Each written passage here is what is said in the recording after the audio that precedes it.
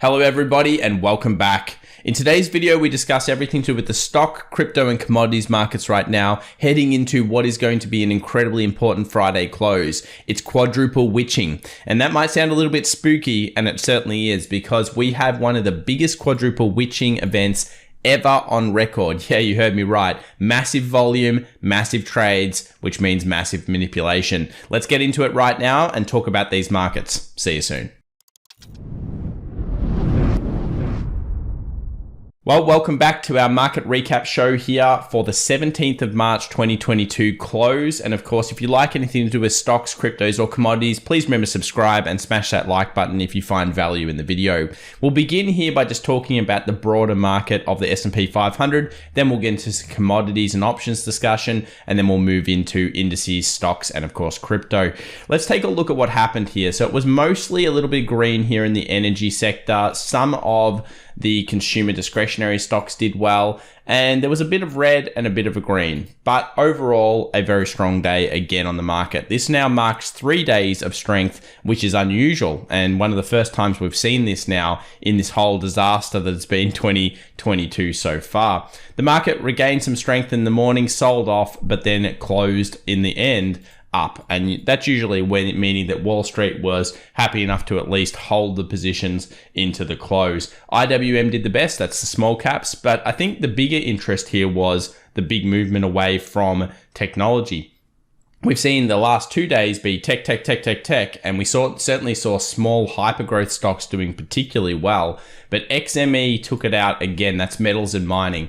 And one thing that most of you will know is that I come from Australia, and we're well known for, of course, metals, mining, and everything to do with red dirt, being iron ore.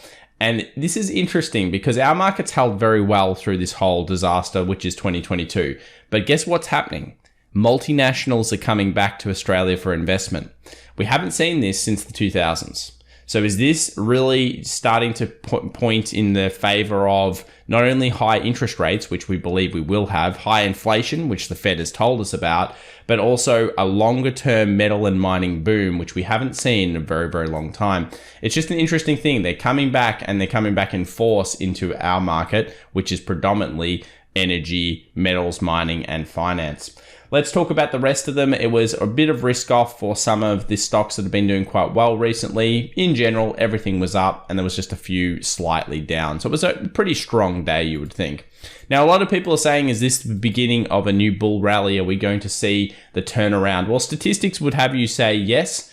And we've been talking about statistical sell-offs for a while. Basically, if you ever go down around 15% on the S&P 500, if you were following just a standard DCA, dollar cost averaging kind of investment, you would consider buying at those points. Now, it's hard to do so, but if you were just a mechanical robot, that might be something you want to do. We can see the stats here. If we had 48 days of bad trading between 1928 and 2022, they tend to have pretty good year end.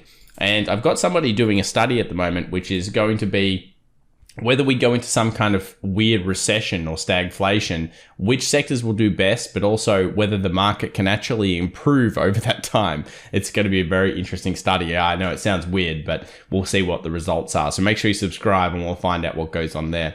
So one of the things that we've been focusing in on is if we are in a bit of a recovery, which stocks may do well. And we've got two, of course, highlights that we've been talking about recently, which has been Google and Amazon. Both have stock splits and both tend to beat the market over a 3, 6, and 12-month period. Just something to keep in the back of your mind if you are feeling bullish on these markets.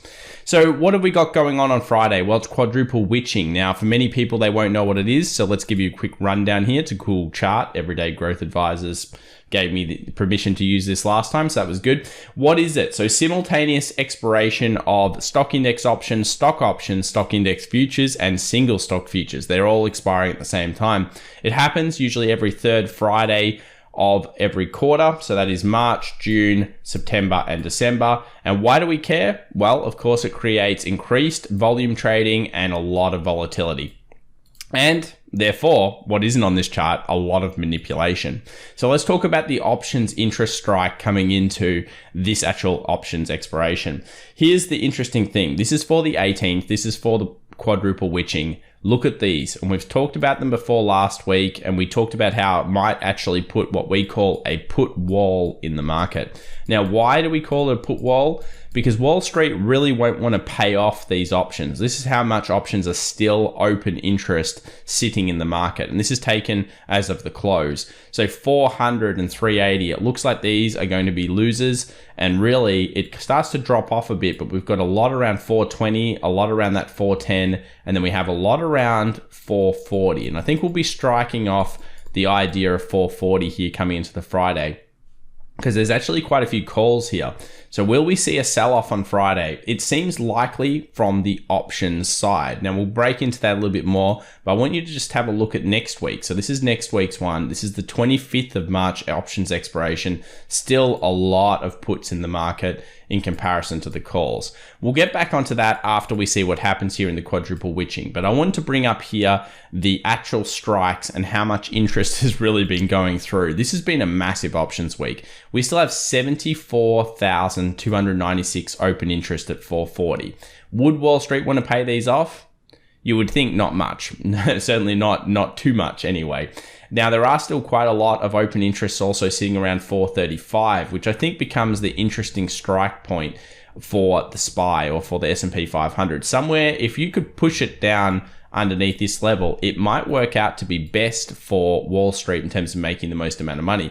Notice also 430, 53,000. If we scroll down to the puts on the other side and we think about how many are around, let's have a look here. We'll go down to the 440.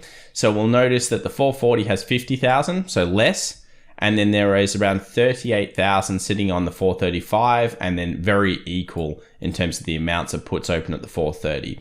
So I think what this is really pointing towards is it's unlikely that the market will want to go bullish on the Friday. It's also unlikely that the market, considering it's booking such great wins for this week, would want to go bullish into the Friday, at least from my perspective. I mean, this is obviously an opinion and it's just based on technical analysis and options, but you can kind of see why that might make sense. Now, nothing is guaranteed, nothing is absolute in these markets, but here we have the support, we have the resistances, we obviously have the resistance leading into the Friday, and you've got to think, look, if I was holding risk on into the weekend, would I want to do it? Well, you've just had some amazing runs this week of very strong gains. And in some stocks, you might be holding 20% or 30% even on some of the tech. Would you want to hold that, or would you want to potentially clip some of that coming into the options expiration? I think that's a question that many people will ask. I'm going to ask it of you right now. What do you think the answer is? Do you think it's going bearish or bullish for the Friday close? So here's the resistance. It's a massive deal here this week. If the market isn't able to actually sell off and it goes bullish again, I think you've got to really realize that this is fairly strong. And there's some bull case scenarios that we'll be bringing in here to talk about it. One of them being the bond market traders, because they're telling us that the market is actually looking like it's in recovery. Here we've got the big support and we've got the resistance. This is basically what we call the double bottom. And if it does breach out, it's starting to lead on to a 4,600 and then possibly even a 4,800 kind of high. And you might say, well, that's impossible. This market's ridiculous. That all these stocks are going up. Inflation's out of control. Hey, you know, markets do strange things. And the problem is markets can stay irrational longer than you can remain solvent. You know that quote. It's true. It happens. And you might be completely correct. You just have to go with what the data's telling you. At the moment, we're at resistance, heading into the weekend, heading into, of course, the Friday close. Here's what the current weekly looks like. It could look very different, but we'll continue to watch that. Watch that 4,400 like a hawk. I think it's going to be a very important level. We'll just quickly go over some of our canary in the coal mine kind of signals here for anyone that hasn't seen it. US 2-year, 10-year, it's something you're going to have to watch all year. If it inverts, pay attention. That will mean that we probably are going to have a recession in the US. And on top of that, the US 5-year, 10-year has already inverted at least for one day. So that's going to, again, be pointing towards this possible real issue we have underlying in these markets. These treasury yields, they're telling us that we should be very, very careful and step closely in terms of whether we want to take leverage in markets for the longer term. They're basically saying that the market is sick. Now, I don't quite use this bond indicator. I've told you I use a different one, which I really do like, but you know, in general, this is one that I think that some people should be using, which is LQD. It's the investment grade corporate bonds. Basically, it shows whether the market likes the strength at the moment or whether the bonds agree with the stock traders. And I like to think that bond traders are a bit smarter than stock traders. You might say, but Tom, I'm a stock trader. Come on, man, the bond traders suck. Well, yeah, well, they don't. The bond traders tend to be pretty good. They're actually more accurate than stock traders, and that's why you should follow their signal better than other people's. They also correctly predicted, even if you were just using this one, that the rallies were fake back in January. Remember that. Remember the rallies that everyone gave everybody a hard time on? They were fake. This is 3 days of strength. We haven't seen this since this one, and we're back at the 20 moving average. It's starting to look a lot like, at least in this indicator, that the markets are serious about this bull run. And while we might see a sell-off, maybe they've taken enough extraction and they're starting to move up. Remember, we theorized that this was going to be a sell the rumor, as in sell all of this horrible stuff about interest rates and inflation, and then buy the fact. So far, that's actually playing out how we've been discussing it now for about 2 months. Look at PCC dropping, so that means that there are a little bit less puts in the market system. As we know, if this gets back into these kind of levels here, it does tend to lead towards a little bit of a sell-off in the market, as the market has gone a little bit too bullish from the call side. So yeah, more calls coming into the market, clear as day from that point. If anyone did end up getting into gold over the last 24 hours from a trade perspective, I guess you did quite well. This was the box we had yesterday. It did rally, which was very, very nice. And I think it rallied across quite a few metals. So this is important because what we saw was a lot of metals coming off their base. Palladium was another one that dropped everything that it put on during the whole Russia-Ukraine thing. Now, when you think about it, it does deserve to be higher than it is currently. I mean, this thing that's happened will really constrain, I guess, supply. So it makes sense that palladium's going back up. And I think that a lot of traders got absolutely obliterated in this massive blow off that occurred, and that goes into oil as well. But things are starting to improve. I mean, here on palladium, you've got a double bottom, you've got a bit of a breakout.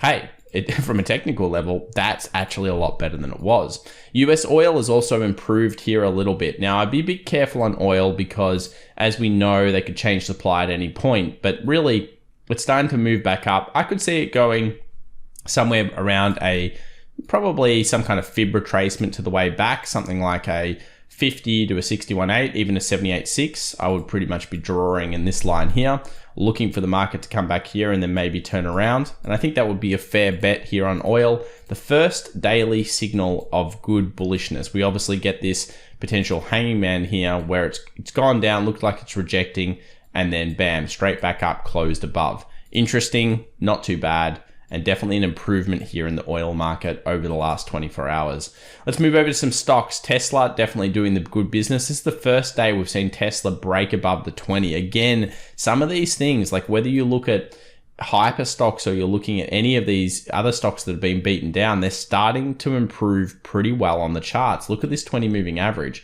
It's closed above it for the first time, fairly significant. It now gets through this 900. All of a sudden we're going towards 945, and you know that if it gets through that point, then we move up.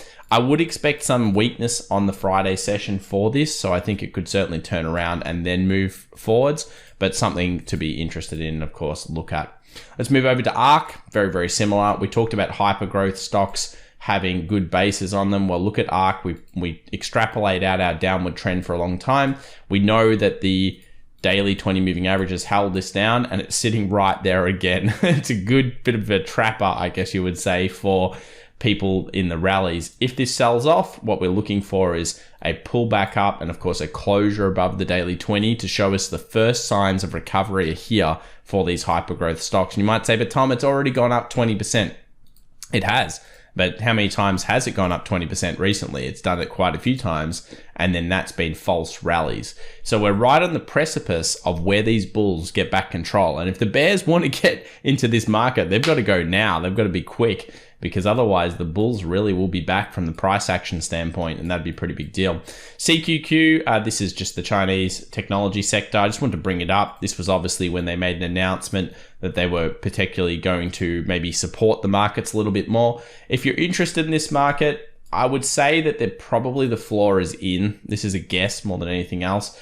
And the main reason is because you had so much algorithmic volume coming in. And while it might peter off, really what's happening here is, I think, some kind of lightning bolt or some form of support. When they say something, they tend to usually hold true to it. And it's a risky investment, as we know, but it's one of those ones where there are a lot of decline in these stocks. So it's an interesting one for sure, and we'll keep watching it. The DAX, we've been watching this recently. I'm not too interested in it at the moment after we saw that beautiful Wyckoff distribution and then obviously the fall through. That was one of our main leading indicators that showed us the market was going to go lower. At this point, it's recovered. We're looking for it probably back to obviously that 14,800. And at that point, well, we'll see how the market reacts, but massive recovery here on the DAX in the last couple of days, possibly too much as well. IWM, the small caps, still doing well, still stuck in our range, not currently showing us too much about whether we're in recovery. Some people have been drawing a line through these recent peaks and saying that was a breakout. You could say maybe it's the first stage of something good, but I always look at the SP 500 as a clearer sign. And as we know, that's sitting right at resistance for now. Looking for a 210 plus break for the bull side and a 190 below for the bear side. I think that's going to be pretty important. Let's move over to the US 30. The Dow was not really telling us too much about the markets right now, so I think we have to skip that one. Move over to the Nasdaq instead. And the Nasdaq is showing really good signs of strength. Let's have a look at the weekly here just to put in perspective. So the weekly's gone bullish once, bearish into it, bullish again. If it closed like this, it'd be pretty strong. And I think that's something that some people will be looking at. The 2-hour chart, not too much going on here. This would be the most likely trade for a lot of people. Back down to this level here, 13,750. And then I think bulls will come in fairly hard around this point. It's going to be the break of the trend line on the way down. So that's obviously broken towards the upside now. And this is going to be previous resistance, double bottom pattern in at this point, because that is a double bottom pattern that's actually confirmed closed above. And at 13,750, you could see buyers coming back in. So far we have the bond market telling us that this rally is partially real. We have the options market telling us that maybe Friday is going to be weak. We have the next week of options still having a huge amount of puts in it. And we have breakouts on some stocks. You know, it's more bullish than it was. And you might be sitting there saying, but Tom, the bearishness is so bad. We can only go off what the market's telling us. And at this stage, these are the parameters that we have in. And of course, this is one of the things that I think is worthwhile considering through the next couple of trading days in Nasdaq and where it's sitting. Same with the US 100. You're talking about it coming back down to this previous support, previous resistance level, sitting around that level. Let's talk about Bitcoin. It really has no idea what it wants to do. Bitcoin continues to be a bit of an enigma, I think, for many traders. The weekly looks absolutely horrible. The daily just continues to make a series of lower highs. That is through here, lower peaks. We've got that 37,000 sitting on the support. And for now anyway, it just doesn't look that strong. If it breaches through 45, closes above, gets through 46, then hey, it totally changes. But that's what a trader and sometimes an investor needs to look at. When something changes, you need to be ready to click that finger and say, okay, I'm ready to now make a change based on what I'm seeing in these markets. If you haven't already, come and follow us over on, of course, Twitter, and that is at FX Evolution. We post a lot there, and make sure you come and follow us there. Throughout the weekend, we'll be posting a bunch of stuff. It's going to be really great. And if you also haven't already, please remember to subscribe, smash that like button, and we'll see you in the next video. Bye for now.